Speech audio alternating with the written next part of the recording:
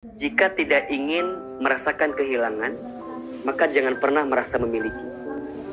Karena di antara kata kunci kenapa kita ngerasa patah hati ketika ditinggalkan oleh orang yang kita cintai, karena kita merasa memiliki dengan orang tersebut.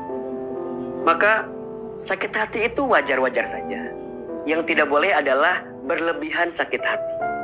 Sampai memendam sakit hati, kemudian jengkel berlebihan, marah berlebihan, sampai kemudian dia lupa sama Allah Subhanahu wa Ta'ala. Jadi gimana Ustadz Hilman?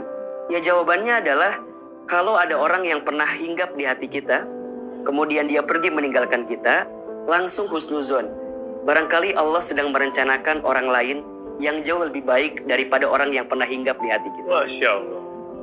Mau sampai kapan kita memendam namanya, menyebutkan orangnya, sedangkan kita tidak pernah berada dengan dirinya dan dirinya pun pergi dari kehidupan kita. Jadi benarlah firman Allah di surat Ar-Ra'd ayat 28 ya. Ala bizikrillahi tatma'innul qulub. Ingatlah, hatimu akan menjadi tenang dengan berzikir kepada Allah. Maka langkah pertama kalau kita sakit hati karena cinta ataupun karena yang lain lah ya, jawabannya zikir gitu. Ingat sama Allah. Barangkali selama ini kita jauh dari Allah, sehingga dengan sakit hati itu membuat kita ada getaran energi memperbaiki diri dengan Allah. Mungkin selama ini fokus kita sama si doi terus, ya dikit-dikit sama dia terus, malam dihabiskan untuk chattingan dengan dia terus.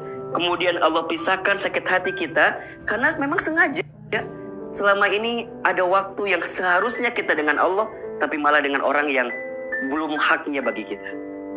Jadi tidak usahlah kemudian kita stres berlebihan dengan orang yang pernah menyakiti kita. Percayalah, di depan itu sudah ada orang yang Allah rencanakan sebagai pengobat hati dalam kehidupan kita. Jangan terlalu sibuk bersandar kepada manusia, karena manusia itu hakikatnya lemah. La haula wala quwata illa billah.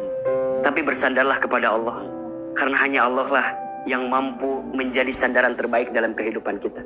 Percayalah, kalau sudah tidak ada pundak manusia untuk bersandar, sudah saatnya sejadah kita menjadi tempat sujud kita yang terbaik.